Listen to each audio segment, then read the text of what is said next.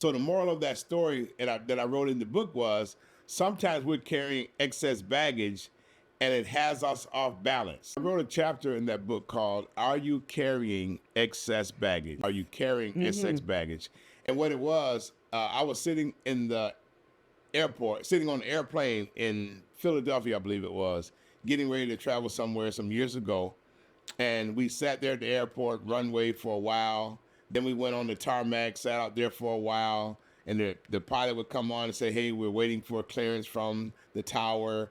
And then all of a sudden, after about 10 minutes, we taxied back to the airport. And he gets on and he says, we're going to have to shift some baggage around. Because if we don't shift this baggage around, we're going to have a wreck. So we go back, they take some bags, and they distribute the weight so that the plane is not at a point where it's going to crash because you got too much weight on one side. So the moral of that story that I wrote in the book was sometimes we're carrying excess baggage and it has us off balance. And so until you distribute that weight evenly, simply meaning until you get to the place where you deal with that baggage, you're going to continue to crash from relationship to relationship. And that's why you have to recognize, are you carrying excess baggage? Are you carrying excess trauma? And the thing about it is the trauma and the baggage that we're carrying, most times not even ours. And so when you're looking at the relationship,